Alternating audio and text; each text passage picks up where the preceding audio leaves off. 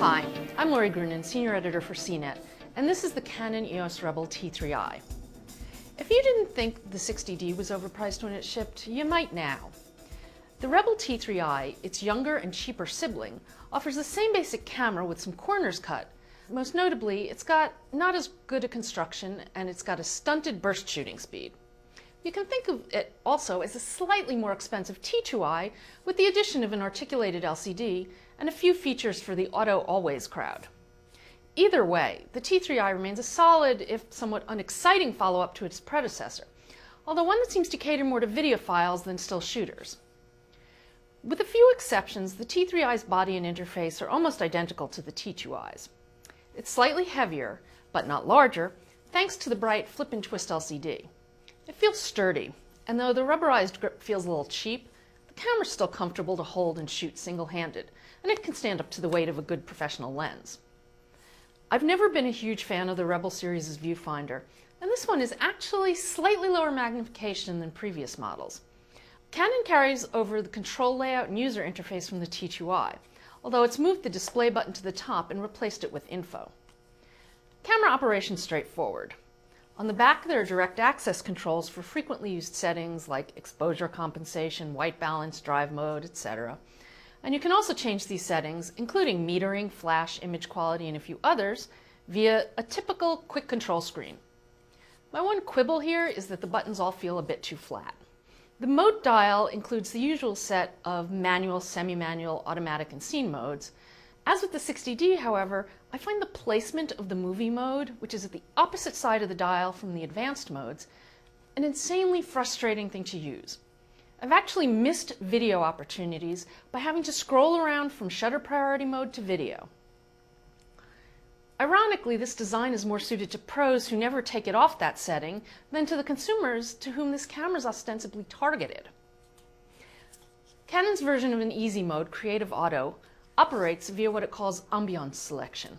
Things like standard, vivid, soft, warm, intense, cool, brighter, darker, for which you can set it to one of 3 levels. The scene modes also utilize the ambiance selection options, making them a little more flexible than normal automatic modes. While Canon offers quite a bit for the video shooters, it doesn't have much beyond the basics to inspire or streamline shooting for still photographers. It supplies basic iFi wireless integration. You can enable or disable the card, and the camera provides connection strength information. For bracketing, you're still limited to 3 shots and a range of 2 stops around the center, although the complete range does go up to 7 stops in either direction. It also supports wireless flash. But there's no way to save custom settings, customize menus, there's no creative features like time-lapse or multiple exposure shooting. You get the point. Furthermore, as resolutions get really higher, this is 18 megapixels, the ability to shoot RAW plus a smaller medium JPEG as opposed to a full-size file, it just isn't a pro necessity anymore. It's for consumers too, especially if you plan to transmit wirelessly.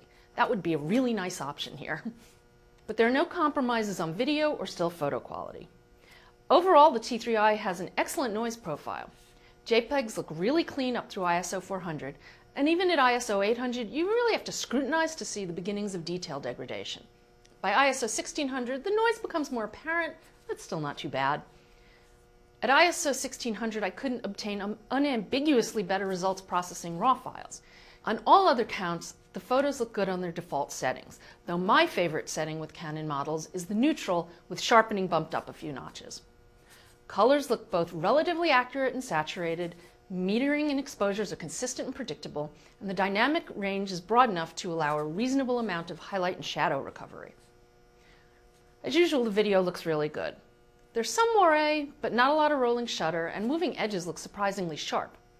It offers the same great set of frame rates and manual exposure controls as the 60D, including highlight tone priority for fine-tuning high-key exposures. Though the built-in microphone is mono, it sounds surprisingly good, and there's a wind filter along with the same 64-level sound controls that are in the 60D. The camera's performance remains fast overall, but like the T2i, its burst shooting lags the crowd. At about 3.5 frames per second, both are what I consider the slowest acceptable continuous shooting speed for a DSLR.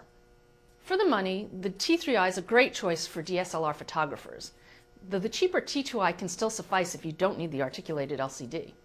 and it's a solid one for creative still shooters. But while the image quality and general shooting performance are top-notch, if you're upgrading to shoot sports, kids, and pets, the T3i may not be able to keep up.